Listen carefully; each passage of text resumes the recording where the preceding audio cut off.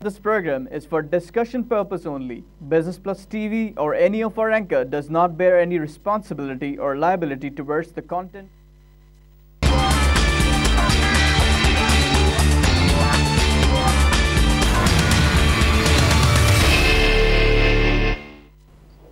बिस्मिल्लाहिर्रहमानिर्रहीम, अस्सलाम वालेकुम नाजरीन। Program live wire and focus में मैं हूं आपका मेज़बान डॉक्टर अतहर अहमद। एक चीज़ जिसकी हम जिम्मेदारी नेचुरलिज़म पर डालते हैं कि अल्लाह ताला हर चीज़ का हामी व नासिर है। तहफ़्फ़ुज़ अल्लाह की ज़ात से बेहतर कोई और ज़ात फराहम नहीं कर सकती। एक चीज़, एक इल्म जो खुदा ने दिया है और अपने बंदों को वसीला बनाकर उसके फ़वाइद बनी नौ इंसान तक पहुंचाया गया है, वो इंश्योरेंस। इंश्योरेंस का मतलब है, हम कहते हैं मुस्तकबिल अल्लाह बेहतर जानता है, मुस्तकबिल का मालिक अल्लाह है, इसमें कोई दो राय नहीं है। बेशक अल्लाह की ज़ात हम सब की हामी व नासिर है। हमारी ज़िंदगी का अगला लम्हा अल्लाह के हाथ में है। जब अल्लाह ताला ने एक इल्म से नवाजा है कि इंसान को ज़िम्मेदार बनाए कि अब ये काम इस तरह से करना होगा, तहफ़्फ़ुज़ फराहम करने की ज़िम्मेदारी जिनके पास है, उस सेक्टर को हम कहते हैं इंश्योरेंस। आज हम इस मौजू पर गुफ्तगू करेंगे, ये है insurance sector in Pakistan. Insurance पर गुफ्तगू करने के लिए आज अपने मेहमान से आपका तारुफ़ करा दें। हमारे साथ तशरीफ़ फरमा हैं जनाब नईम अनवर साहब। नईम अनवर साहब मैनेजिंग डायरेक्टर और चीफ़ एग्जीक्यूटिव ऑफिसर हैं क्रिसेंट स्टार इंश्योरेंस लिमिटेड के। गो कि आपका तारुफ़ इससे हटकर और भी है, आप दूसरे सेक्टर में भी हैं, लेकिन आज के मौजू की मुनासबत से हम इंश्योरेंस सेक्टर पर आपसे बात करना चाहेंगे। सर, ये अगर हम कुछ थोड़ा फाइनेंशियल सेक्टर का स्टडी करें पाकिस्तान की पिछली, तो जो पिछला माली साल गुजरा है इसमें 7.8% ग्रोथ थी सर्विसेज एंड फाइनेंस सेक्टर की, और जीडीपी में इसका कंट्रीब्यूशन था 3.25%। और फिर इसी तरह से टोटल सर्विस सेक्टर का जो कंट्रीब्यूशन था वो 5% से ऊपर नहीं था। लेकिन अब पूछना ये है कि ये इतने लो फिगर्स क्यों हैं contribution finance and service sector का, कि अब अगर हम देखें तो इंश्योरेंस सेक्टर एक है इंश्योरेंस का, जबकि एसईसीपी ये के अंडर वो आपकी रेगुलेटरी बॉडी है। बैंक्स की रेगुलेटरी बॉडी स्टेट बैंक है, जो सारे शेड्यूल नॉन शेड्यूल बैंक्स और ये नॉन बैंकिंग फाइनेंशियल इंस्टीट्यूशंस को भी, इवन मनी चेंजर्स को भी स्टेट बैंक रेगुलेट करता है। लेकिन क्या वजह है कि इंश्योरेंस अभी तक सब सेक्टर है एसईसीपी का। एसईसीपी तो और भी कंपनीज और भी चीज़ें देखती हैं। अब ठीक है, उसके अंदर डिविजन्स हैं, लेकिन एक खुद मुख्तार इदारा एक रेगुलेटरी बॉडी के तौर पर नहीं आया इंश्योरेंस सेक्टर के लिए। क्या वजह है? अस्सलाम वालेकुम जी, बहुत शुक्रिया आपने मौका दिया इस पे बात करने का। एक तो बाकी बातें मैं आपकी जवाब देता हूँ। आपने जो आज ओपनिंग में बात कही है बहुत ज़्यादा इम्पोर्टेंट और बहुत अच्छी कही है। मैं सुन रहा था, मुझे अच्छा लगा कि आपने टच ही उस चीज़ को किया जिस पे मेरा ख्याल है आपका ये पहला सवाल भी है और शायद आइंदा भी आगे भी चलेगा जी। ये एक बहुत बड़ी वजह तो आपने खुद ही ओपनिंग में कहा, थोड़ा सा रिलीजियस जी, आपने उसको एक हाईलाइट किया फैक्टर को, जो कि माने या ना माने हमारे यहाँ पाकिस्तान में ये है। ठीक है जी, और उसको हमें एज अ एजुकेटेड क्लास और प्लस इसको आगे एजुकेट करना चाहिए, उनको ये बताना है। आपने बहुत राइटली कहा कि अल्लाह ताला ने कहीं बहुत इसको सारा डिफाइन किया हुआ है, किसके ये कहीं नहीं कहा कि आप अपनी हिफाजत ना करें या आप अपनी लॉस को कवर ना करें।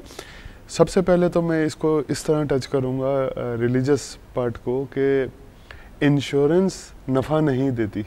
इंश्योरेंस का जो पहला उसूल है, it does not allow you to make profit जी। ठीक है जी, जब प्रॉफिट एलिमेंट इसमें नहीं है, it restores you to the position you were in जी बिफोर द लॉस अकर्ड। बिल्कुल ठीक है, आपको सिर्फ उस जगह पे वापस लाना है जो आपका नुकसान हुआ था। तो इसके अंदर तो ना कोई नफ़ा है ना कुछ और है, तो इसको जब वो एक रिलीजियस इम्पैक्ट से हम दे देते हैं कि जी गैर शरई है और ये गैर इस्लामिक है, ये बहुत बड़ा पार्ट है जिसको अब बड़ा साफ बोलना भी चाहिए, इसको क्लियर भी करना चाहिए। दो हमारे अब अंदर तकाफुल आ चुकी हैं और ये वही कॉन्सेप्ट है जो आपके इस्लामिक बैंकिंग और बैंकिंग में। अब या तो फिर पूरी कन्वेंशनल बैंकिंग बंद कर दीजिए बिल्कुल और इस्लामिक कर दिया जाए, और या फिर इसको भी, ये भी ऐसे ही हो गया कि तकाफुल भी है, कन्वेंशन भी है। बिल्कुल। अगर एक विंडोज़ भी अब अलाउ हो गई हैं, तो आप एक तरफ कहते हैं कि जी मेरा वो कमरा जो है वो इस्लामिक है, ये नहीं है। ये एक इतना बड़ा टॉपिक है जिसपे it's a full debatable topic है जी। बिल्कुल। अच्छा, तो ये बहुत बड़ी एक रीज़न है जिसपे हमारे आम तौर पर एक बिलीव है। आप जिसके पास जाएं और कई दफ़ा वो कहते हैं कि ओपनिंग हम करते हैं, पिच कर रहे हैं अपनी चीज़ों को, तो वो कह रहे हैं कि जी हमने तो बस जी उधर इंश्योरेंस करा लिया, हमने काला बकरा काट दिया है। बिल्कुल। और लेकिन जिस दिन उनका लॉस आ जाता है उस दिन वो थोड़ा सा डिफरेंट हो जाते हैं। अब इस चीज़ को एजुकेट करने की ज़रूरत है, और इंश्योरेंस एसोसिएशन ऑफ पाकिस्तान, हम इंश्योरेंस डे मनाने लगे हैं 3-4 साल से। अच्छा। हम पूरे दिन की एक्टिविटी करते हैं, यूनिवर्सिटीज़ में जाते हैं, बैनर्स लगाते हैं, टी शर्ट्स पहनते हैं, क्रिकेट मैच खेलते हैं, ओनली फॉर द अवेयरनेस। ठीक है, तो एसोसिएशन लेवल पे या इंडस्ट्री लेवल पे जितना हम अपने तरीके से कर सकते हैं हम करते हैं।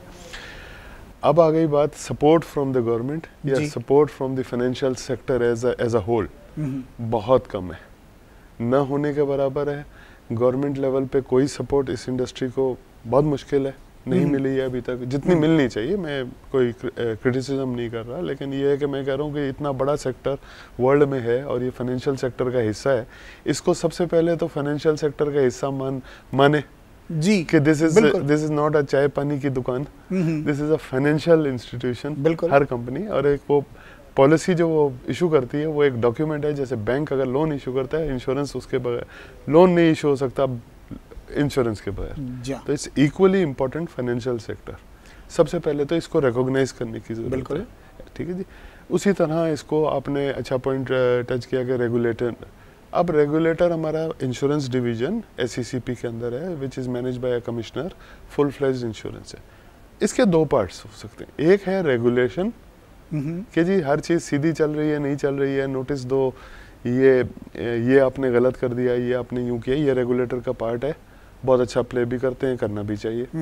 लेकिन एट द सेम टाइम जो मिसिंग है वहाँ पर वो है development of the sector. Development जब इंश्योरेंस डिवीजन ऑफ SECP है रेगुलेटरी के लिए, रेगुलेशन ठीक करते हैं, तो वो उनको यहाँ पर एक रोल प्ले करना पड़ेगा, प्रमोट भी करें, डेवलप भी करना पड़ेगा। उस पर उन्होंने काम रिसेंटली किया, तो सिर्फ एक ही काम किया, वो अभी बहुत बड़ा काम किया, लेकिन वो रूल्स फॉर तकाफुल का बनाया और इंट्रोड्यूस किया। अब उनका ख्याल ये था, ये जनरल हमारा कई लोगों का आम ख्याल होता है कि जी तकाफुल आ गया तो अब ये डेवलप होने लगेगा, जबकि ऐसा नहीं हो रहा है। तकाफुल्स को आए हुए काफ़ी अरसा हो गया और ये सेक्टर इतना कामयाब नहीं चल रहा, बिकॉज उसके अंदर बहुत सारी लिमिटेशंस हैं। मसलन अब री तकाफुल कैपेसिटीज़ वो नहीं मिलती हैं जो री इंश्योरेंस में मिलती हैं, जो आपको वेस्ट से सपोर्ट्स बड़ी मार्केट से मिल सकती है, लॉयड्स वगैरह से मिल सकती है, अब अभी तकाफुल्स में उतनी सपोर्ट्स नहीं मिलती हैं। दूसरा फिर उसमें बहुत सारा वो आपका एक जो प्रोसीजरल डिलेज़ हैं कि जी वो शरीयत की कंप्लायंस है, वो वहाँ से पूछना होगा, उनका एडवाइज़र बोर्ड पे होगा, और ये सब वो कोई चीज़ मना करते हैं फिर उसको 3 दिन बहस करके और वो क्लियर कर देते होते हैं, ये वो। तो इस तरह की बहुत सारे इश्यूज़ हैं जो प्रोसीजरल इश्यूज़ हैं।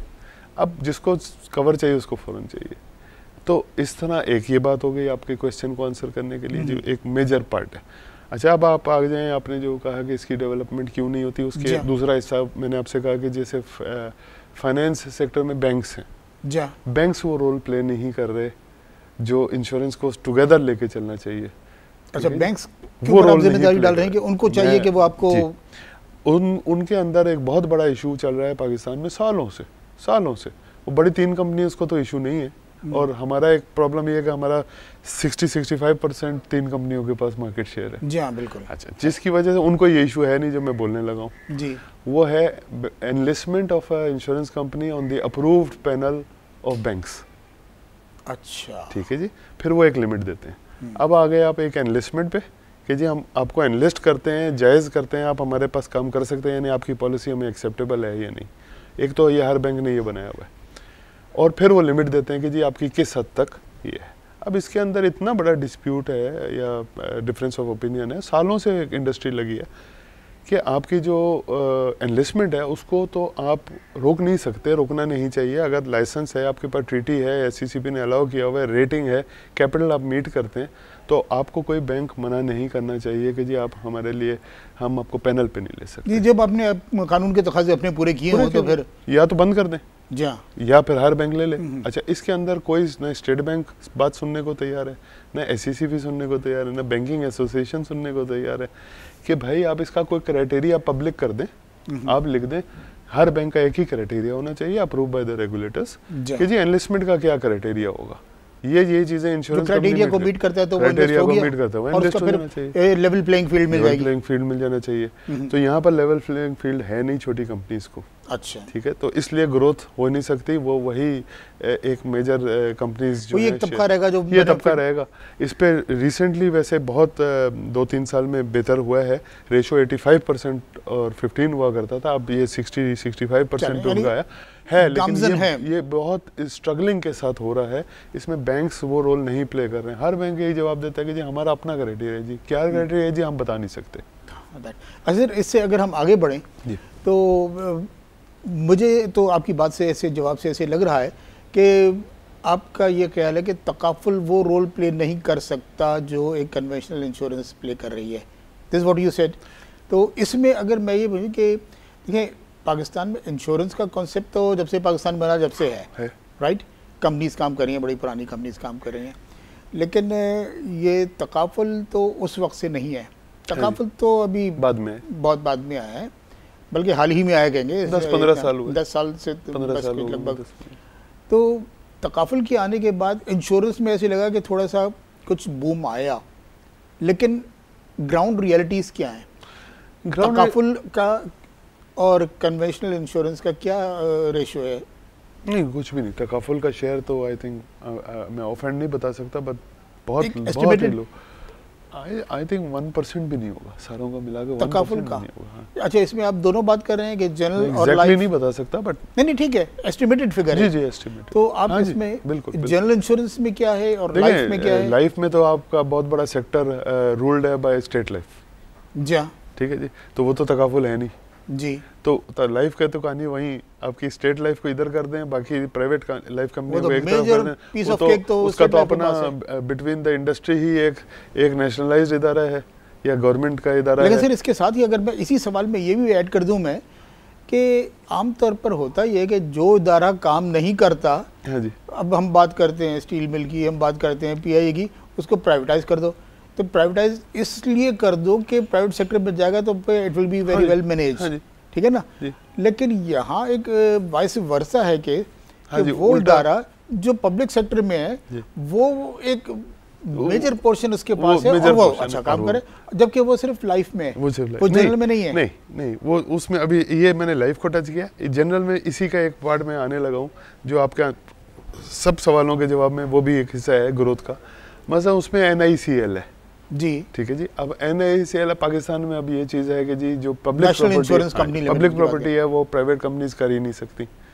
मसलन PIA, रेलवेज हो गया या जो भी गवर्नमेंट के इदारे हैं, पब्लिक प्रॉपर्टीज हैं, उसको सिर्फ NICL ही कर सकती है। अच्छा, तो आप प्राइवेट कंपनी नहीं कर सकते। तो आपने तो इतना बड़ा जो सेक्टर आपका पब्लिक का है उसको तो आपने अपने पास ही रखा हुआ है, तो ग्रोथ किधर आ जाएगी? वही फिर वो दुकानों में आएगी कि इंडस्ट्री में आएगी, आप पब्लिक के पास जाएंगे और कितना करेंगे? अभी एक हेल्थ का सेक्टर बहुत बड़ा है जो अनटैप्ड है, 200 मिलियन की पॉपुलेशन है, मासेस पे हेल्थ नहीं है, हेल्थ हमारा मेजर इशू है। 3 साल से 4 साल से गवर्नमेंट, सक्सेसिव गवर्नमेंट्स इसे पिछले भी कर रही हैं कि जी हेल्थ को डेवलप करो, आम पुअर आदमी तक पहुँचाओ।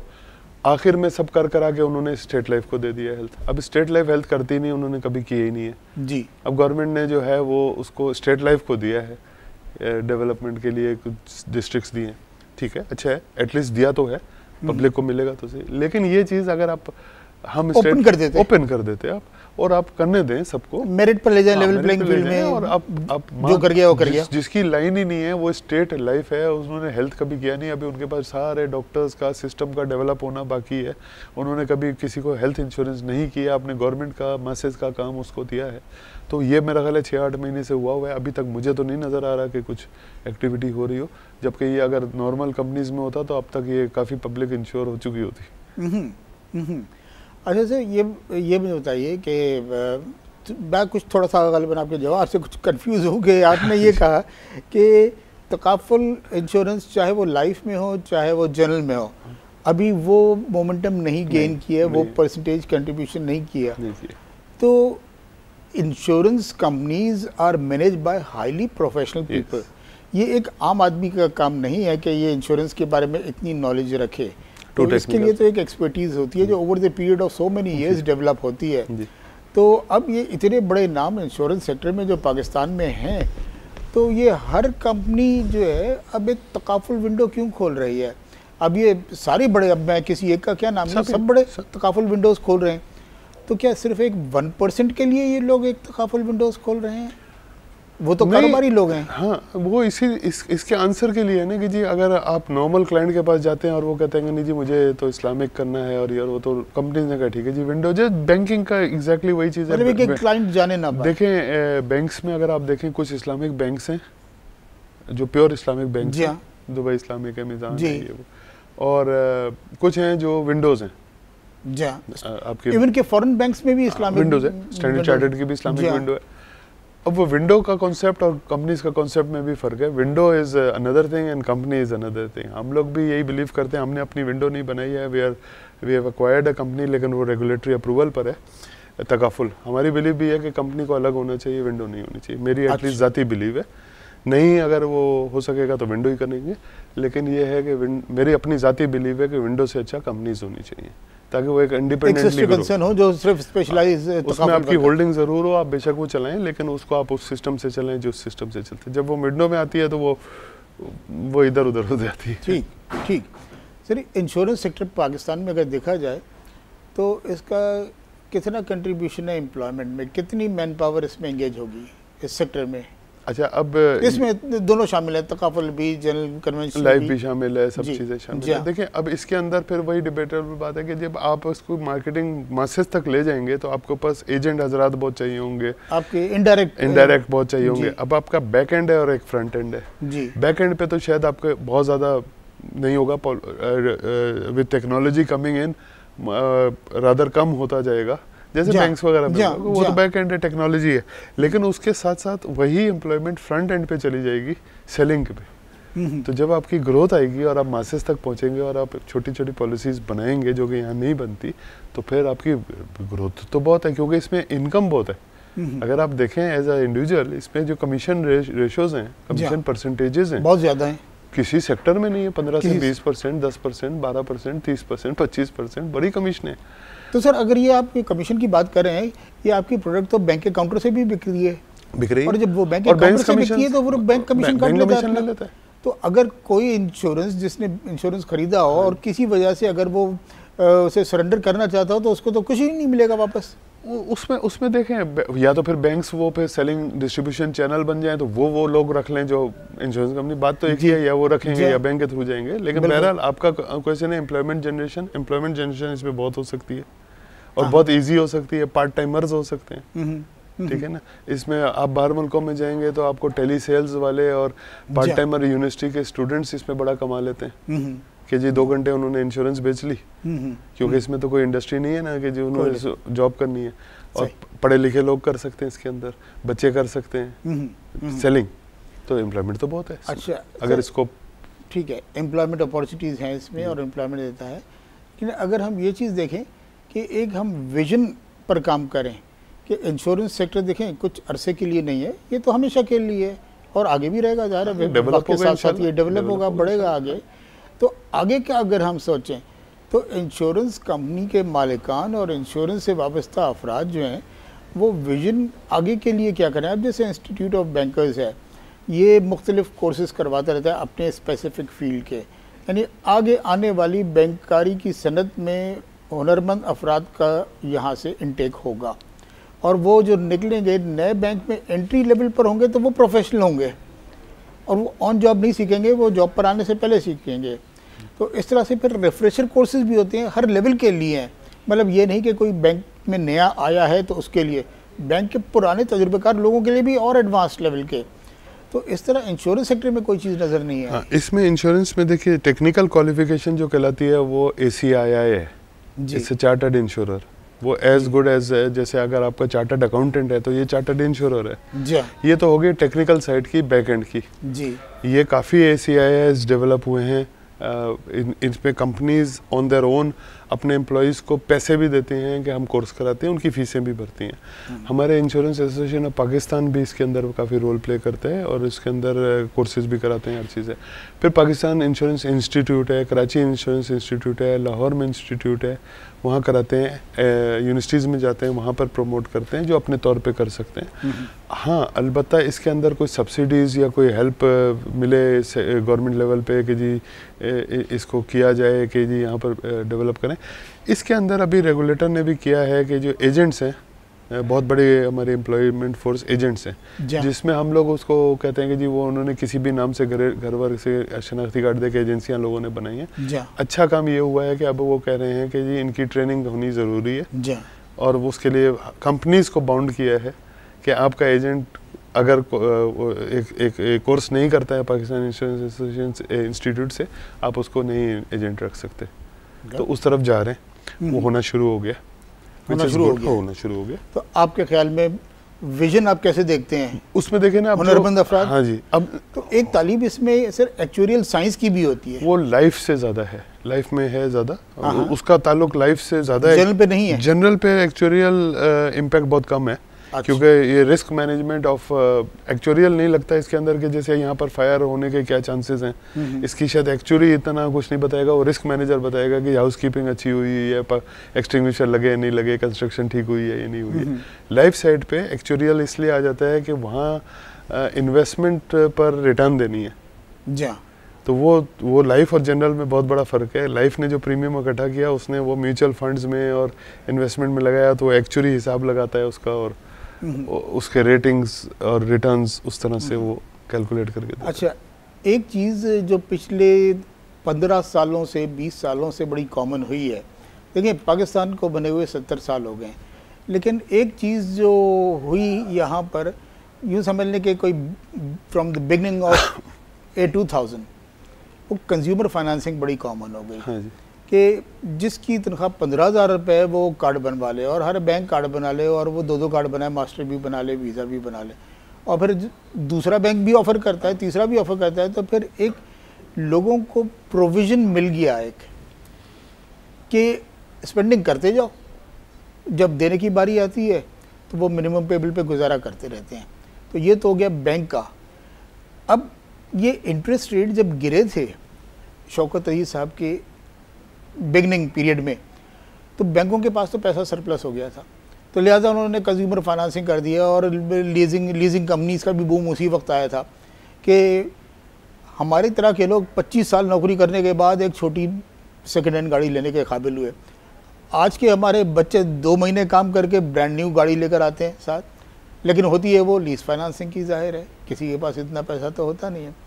तो लीजिंग की जो गाड़ी होती है या लीजिंग पर आप जो घर लेते हैं, वो प्रोडक्ट पर आपको इंश्योरेंस लाजमी होता है, देना पड़ता है। तो अब जब आप कार लीज पर ले रहे हैं वो इंश्योरेंस, तो इंश्योरेंस कंपनी को तो एक बनी बनाई मार्केट बैंक्स ने फराहम कर दी, राइट। और फिर जो बैंक से लोन ले रहा है घर बनाने के लिए, तो घर का भी इंश्योरेंस हो रहा है।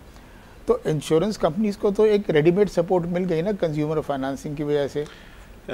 ये बड़ा आपने इंटरेस्टिंग टॉपिक छेड़ा है। ये हुआ, बिल्कुल हुआ है, और बहुत बड़ा डिजास्टर्स भी हुए जी बिल्कुल। क्योंकि ये प्लास्टिक मनी जब आया तो आपने बड़ा राइटली कहा कि जो लोगों को लगा हमने पैसे तो कोई खर्चने नहीं गए, नहीं, ये तो वेस्ट में भी हो चुका है, ये हर इकोनॉमी पिट चुकी है इस पे। पाकिस्तान में भी ये टाइम आ चुका और गुजर भी चुका, खैर खैरियत से अल्हम्दुलिल्लाह गुजर चुका, लेकिन जो पीरियड था वो बहुत बुरा था। हाँ, बहुत ऐसा वैसा बुरा था। अच्छा, अब इस पे आपने कहा कि इंश्योरेंस कंपनीज को बेनिफिट हुआ है। इंश्योरेंस हुआ ये है कि जी जितने बैंक की बैड लेंडिंग हुई, ठीक है, उन्होंने क्लेम्स जाके इंश्योरेंस कंपनियों से मांगे। अच्छा, तो वो भी इधर से ना, वो बनता था या नहीं बनता था, चूंकि बैंक का पोर्टफोलियो बहुत बड़ा है जी, बहुत बड़ा कस्टमर है, इनके प्रेशर में कुछ ना कुछ करना पड़ेगा, तो आपने अपने रिलेशनशिप मेंटेन करने के लिए उन्होंने कहा जी चले ले लें जी। तो वो जो उनकी बैड लैंडिंग थी वो भी इंश्योरेंस कंपनियों ने हिट खाई, और इवेंचुअली ये हुआ कि कंपनियों ने जाकर कह दिया कि जी हमने इंश्योर ही नहीं करना, मना कर दें, ये ले जाएं जी पोर्टफोलियो आप अपना। एक टाइम ऐसा आ गया जब बैंकिंग सेक्टर ने भी रियलाइज़ किया कि इसको बैठ के हम थोड़ी लैंडिंग बंद करें और इसको रीलॉन्च करें। बहुत सारे बैंक्स ने फिर अपना पोर्टफोलियोज बंद किए, उसको क्लियर किया, जो भी हो चुका वो अब तकरीबन, क्योंकि 5 साल की लीज होती है, तकरीबन 3, 5, 7 साल की, वो क्लियर होते होते अब जाकर वो बैड वाले जो पीरियड है ना 2000 से लेके 2005, 2000 से वो तकरीबन अब ख़त्म होने को आ रहा है, और ये अब वो पोर्टफोलियोज चल रहे हैं जो बहुत अच्छे हैं। इसके अंदर अब बैंक ऑफ पंजाब का मैं ख़ास नाम लूँगा, उन्होंने येलो कैप किया 20,000 गाड़ी पिछली गवर्नमेंट में, और 50,000 गाड़ी उन्होंने ग्रीन कैप अभी की। इसके अंदर आप सरप्राइज होंगे, इसका रिकवरी रेट 98.9% के माशाल्लाह, बहुत ज़बरदस्त। सर मैं आपसे अभी ये सवाल का जवाब बाकी और भी लेना चाहूँगा, यहाँ वक्त हुआ एक मुख्तसर से ब्रेक का, आपसे गुफ्तगू का सिलसिला हमारा जारी रहेगा। नाज़रीन, आप गुफ्तगू सुन रहे हैं जनाब नईम अनवर साहब की इंश्योरेंस सेक्टर पर, हम अपनी गुफ्तगू का सिलसिला जारी रखेंगे। लेते हैं एक मुख्तसर सा ब्रेक।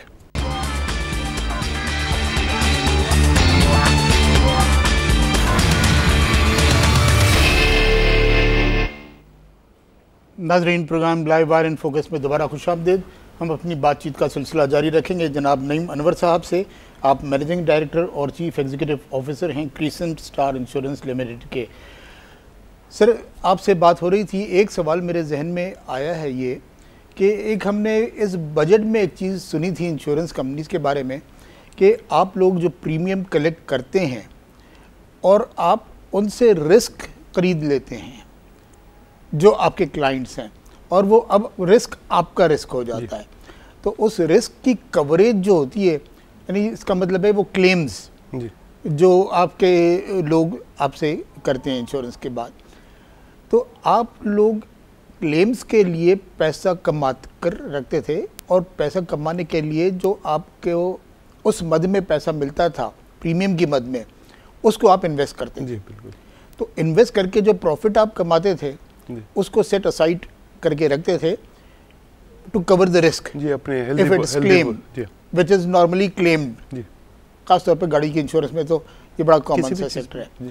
तो आप लोग जो प्रॉफिट कमाते थे, तो पहले एक एज हासिल था इंश्योरेंस कंपनीज को कि उसमें 15% टैक्स था, तो अब ये बजट में अब ये सबके साथ ऐसे कर दिया है इंश्योरेंस कंपनी को। उनका कहना ये है कि ये लेवल प्लेइंग फील्ड है, लेकिन एक जो आप रिस्क आपका सेक्टर उठा रहे, तो उसका कोई बेनिफिट अब आपके पास नहीं रहा जो पहले था। मैं दुरुस्त कह रहा हूँ? बिल्कुल सही कह रहा हूँ। तो क्या वजह है इसकी, और आप लोगों ने इसके लिए क्या किया है? इसके लिए हमने अपील्स अपने अखबारों में भी देखी होंगी, अपील्स भी आई हैं एसोसिएशन की तरफ से, इसकी रिप्रेजेंटेशन हुई है फाइनेंस मिनिस्टर को, और इसको टेकअप किया हुआ है at the industry level association ने। लेकिन ये बहुत अच्छा आपने टॉपिक रेस किया, क्योंकि जो अक्रॉस द वर्ल्ड जो इंश्योरेंस का कॉन्सेप्ट है वो है ही कि आप इन्वेस्टमेंट इनकम से प्रॉफिटेबिलिटी लाते हैं, क्योंकि कोर बिजनेस तो आपका किसी वक्त भी इतने बड़े बड़े क्लेम्स आ जाते हैं, तो कोर बिजनेस से तो आप हर वक्त नहीं कमा सकते। कोर बिजनेस से आपकी जो प्रीमियम आती है उसको आप कहीं इन्वेस्ट करते हैं, बिल्कुल यही कॉन्सेप्ट है इंश्योरेंस का। इसको मेरा ख्याल है पूरा जो है इस बजट के दौरान इग्नोर कर दिया गया है, लैक ऑफ, या तो उनकी समझ में नहीं आई है कि ये इन्वेस्टमेंट से ही तो कमा कर आप डालेंगे, तो वो एक एज अच्छी मिली हुई थी।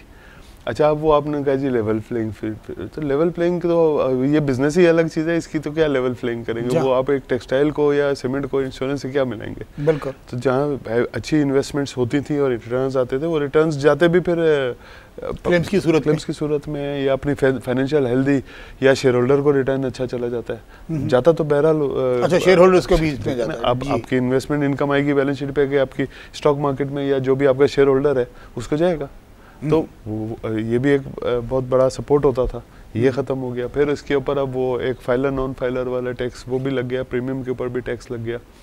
अच्छा, फिर इसके ऊपर एक आपको बड़ा इंटरेस्टिंग चीज़ बताऊं, जहां हमारा री इंश्योरेंस की जो पेमेंट जाती है वहां विथहोल्डिंग टैक्स हमें यहाँ देना पड़ता है। अब ये बहुत बड़ा इशू है। अच्छा, तो ये डबल हो गया, फिर डबल टैक्सेशन है।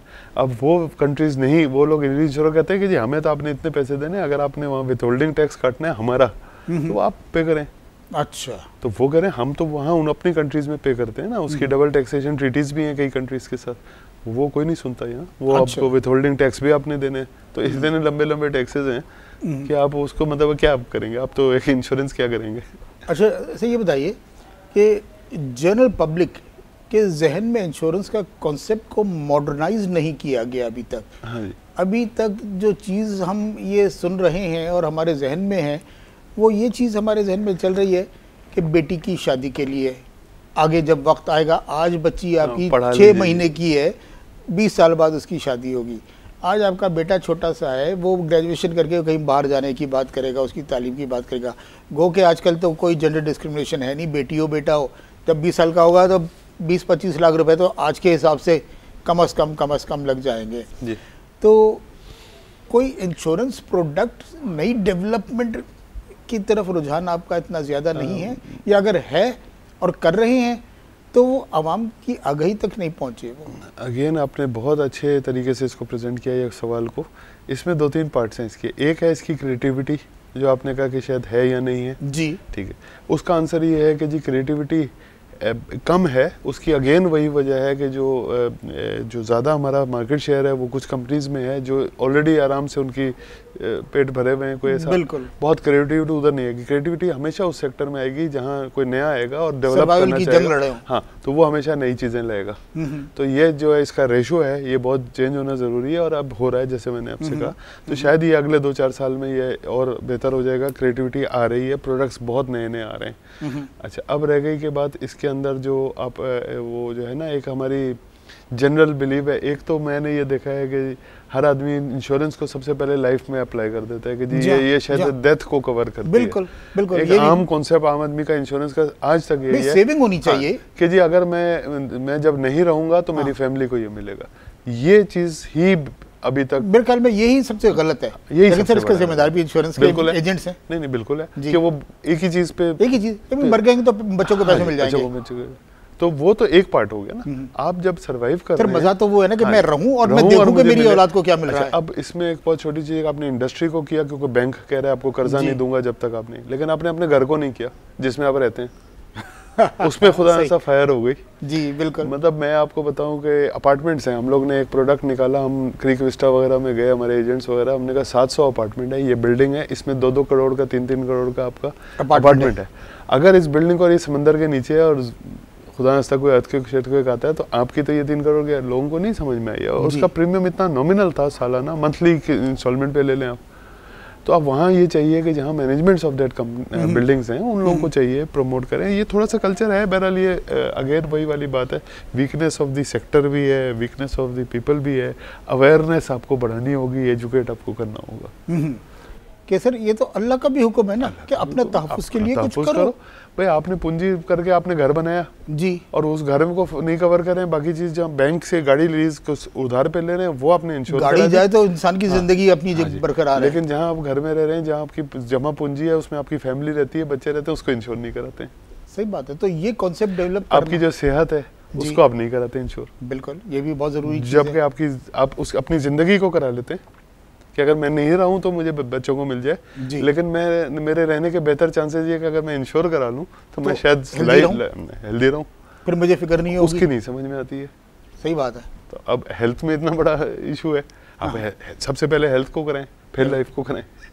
तो सर ये क्या वजह है, लाइफ को पहले कराते हैं। इसमें हुकूमत क्या रोल प्ले कर सकती है? देखें, अब हम जब वेस्टर्न कंट्रीज की बात करते हैं तो वेस्टर्न कंट्रीज की जब हम बात करते हैं तो वहाँ पर तो सिर्फ आप गाड़ी बाहर निकाल नहीं सकते जबकि आपका इंश्योरेंस नहीं हो। वहाँ पे बीमार होना तो एक लोग कहते हैं कि अमेरिका कनाडा से पाकिस्तान आकर इलाज करा लो, जिनका कवर नहीं है, जिनका सोशल सिक्योरिटी कार्ड बना हुआ नहीं है। तो वहाँ पर फिर इससे दूसरे फ़वाइद भी होते हैं कि अगर बिलफर्ज मतलब काफ़ी सारे इस तरह के केसेस हैं कि वहाँ पर सोशल सिक्योरिटी कार्ड आपका फ़ौरन से सारी चीज़ें निकाल देगा कि अगर किसी आदमी को एपिलेप्सी मिर्गी का मर्ज़ हो गया और वो वहाँ का शहरी है, सोशल सिक्योरिटी, वो आएगा पाकिस्तान, यहाँ के इलाज कराएगा। अगर उसने वहाँ इलाज करा लिया तो सोशल सिक्योरिटी में आ गया कि इसको ये मर्ज है, इसका इलाज करा रहा है, उसका लाइसेंस कैंसिल हो जाएगा, उसकी नौकरी चली जाएगी, उसके सारे क्या क्या चीज़ें नहीं हो जाएंगी। मैं आपको एक एग्जांपल देता हूँ। मैंने एक रियलाइज़ किया था, एक इंसिडेंट हुआ था बच्चों की बस का काला कहर पे। जी जी बिल्कुल। उस दिन हमने सोचा था बैठ के अपने यहाँ कंपनी में कि ये कितना बड़ा इशू है कि इस तरह का कोई कवरेज ही नहीं है मोटरवे पे जिन्होंने, तो हमने FWO के साथ बैठ के एक एग्रीमेंट साइन किया और उसको 6 महीने हुए, जहाँ हमने कहा मोटरवे में टोल टू टोल इंश्योरेंस होगी 40 रुपये में, उसमें हेल्थ भी है, लाइफ भी है, मोटर का एक्सीडेंट भी है, कवर होगा। वो हमने एग्रीमेंट तो साइन कर दिया। हम पहले दिन से 6 महीने से कह रहे हैं कि इसको मैंडेटरी करवाएं। ये 40 रुपये हैं, आप 1200 रुपये टैक्स ले रहे हैं मोटरवे पे, टोल टैक्स, वहाँ 40 रुपये और लें। अब ये बेचने का से मतलब कवर करने का तरीका है। अब वो कलाकार वाली टाइप की चीज़ अगर वो बस ने कवर किया होता, वो कमर्शियल को 280 रुपये पड़ते, बिल्कुल, तो वो बच्चे जो हैं और जिनका जो एक्सीडेंट हुआ था वो मैंडेटरी कवर्ड होता, मैंडेटरी कवर्ड। और अगर आप मैंडेटरी नहीं करते हैं तो फिर वो 40 रुपये वो उसको कोई देता नहीं है टैक्स के ऊपर, बिल्कुल, वहाँ टोल टैक्स पे कहता है नहीं यार अब इतना टाइम ही नहीं है, चलो, बिल्कुल। तो इस तरह की स्कीम्स लानी पड़ेंगी, बिल्कुल लानी पड़ेगी, और मैंडेटरी लानी पड़ेगी, ठीक है, लो कॉस्ट। सर यही चीजें बाहर जाके तो मैंडेटरी हो जाती हैं, यहाँ अगर आप नकल करें तो अगर वो मैंडेटरी किए जाए इस चीज़ों को और हुकूमत पाकिस्तान करे कि मसलन गाड़ी है आपके पास, कितने रिक्शे और मिनी बस शहर में फिर रहे हैं जो हैं इंश्योर्ड नहीं है। जब इंसिडेंट सीपेक के बाद अब ये लॉजिस्टिक सेक्टर तो हमारा कितना बड़ा रोल प्ले कर रहा है। नहीं, लेकिन ये अनऑर्गेनाइज तो बहुत मौके हैं। 2 सेक्टर्स है ना हमारे यहाँ, एक अनऑर्गेनाइज सेक्टर है, एक ऑर्गेनाइज सेक्टर है। ये जो हमारा मिनी बस और रिक्शा टाइप चीजें हैं ये तो अनऑर्गेनाइज है। इसको पहले ऑर्गेनाइज में लाए ना आप, इसको टैक्सेशन के थ्रू लाइए ना, कि इनको बोले रोड पे गाड़ी नहीं ला सकते हो, टैक्स आप पे करोगे, टैक्स के बगैर। टैक्स वाला जब ये पोस्ट ऑफिस में जाए उठकर या एक्साइज टैक्सेशन में जहाँ भी जाते हैं टैक्स भरने, वहाँ वो गए पहले इंश्योरेंस कवर लाओ, मैं टैक्स लूंगा जी, और फिर टैक्स दोगे तो गाड़ी ले जाओगे तो हो जाएगा, बिल्कुल। ये तो इसी तरह मैंडेटरी होगा ना, आप करेंगे तो ये आपकी कितनी लाइफ्स प्रोटेक्ट होंगी रोड के ऊपर, कितनी लाइफ प्रोटेक्ट होगी, कितनी ट्रैफिक आपकी सही होगी, कितने सीधे लोग चलाएंगे, क्योंकि वो वही लोग आएंगे जो समझ के आएंगे, जो समझ कर आएंगे। अच्छा सर, ये जो आप सारी बातें कर रहे हैं ये कौन करेगा? तो इसके लिए अगर मैं एक बात बताऊं, मेरा भी ताल्लुक तदरीस के शोबे से है, मैं भी बिजनेस एडमिनिस्ट्रेशन पढ़ाता हूँ, लेकिन जामियात में हम तो पिछले 25 साल से इस शोबे में देख रहे हैं कि जब बिजनेस एडमिनिस्ट्रेशन की बात करता है तो या तो वो जाएगा मार्केटिंग साइड पर या जाएगा बैंकिंग फाइनेंस साइड पर। अब एक नई चीज़ निकली है सप्लाई चेन मैनेजमेंट, अब नई चीज़ निकली है HRM, तो अब ठीक है फर्दर और भी हॉस्पिटल मैनेजमेंट भी इसमें आ गया है और सारी चीज़ें आ गई हैं, लेकिन इंश्योरेंस सेक्टर का कोई स्पेशलाइजेशन नहीं आया कि कोई तालिब इल्म आके कहे कि भाई बैंकिंग फाइनेंस नहीं, मैंने इंश्योरेंस में करना है। देखें इसमें फिर वही वाली बात है जो हमने ओपनिंग में की थी कि बच्चे अगर चाहेंगे भी तो ज़्यादातर हमारी जो सीनियर जनरेशन है वो कहेंगे नहीं नहीं यार इंश्योरेंस तो पता नहीं इस्लामिक है या नहीं है, वो बच्चों को इतना वो करते हैं कि अब अच्छा फिर आपका जो जेंडर बेस्ड है, जो आपके पास बहुत बड़ी पॉपुलेशन फीमेल बच्चियों की है, ठीक है, उनको तो सिर्फ 2 ही चीज़ों की माँ बाप इजाज़त देते हैं, या HR कर लो जा और या कोई भी बैकएंड का, ज्यादातर HR में आप जा रहे हैं, आप देखेंगे जो HR में आई जी जी मैं खुद विटनेस हूं उस बात का। वो क्यों नहीं करेंगे, वो हमारी सोसाइटी का जो कल्चर है, उन्होंने कहा जी बाहर तो जाने नहीं देना है, आप ऑफिस जाके बस 9 to 5 की जॉब करके आइए कि आपने तो सर ये भी तो 9 to 5 की जॉब है। नहीं 9 to 5 की जॉब है HR ने, हाँ, लेकिन अब जाएंगे ना किसी से मिलने तो हमारा कल्चर और हमारी सोसाइटी और फिर वो ऑफिस में रहेंगे। हाँ, तो अब आपकी इतनी बड़ी जो जेंडर है और बड़ी अच्छी लेकिन मार्केटिंग में तो बड़ी कामयाब करती हैं और कामयाब भी हैं। मार्केटिंग के 2 एस्पेक्ट्स हैं, एक मार्केटिंग है एक सेल्स है। मार्केटिंग में बहुत आ रही है, वो ये है एडवर्टाइजिंग है, ये आपका परसेप्शन क्रिएट करने का और ये सारा काम है जो फिर बैक एंड है। सेल्स जो है वो अलग चीज़ है। चले अच्छा सर, अगर मैं ये बताऊँ कि पाकिस्तान में एक क्या एवरेज है पर कैपिटा इंश्योरेंस स्पेंडिंग का as compare to other countries?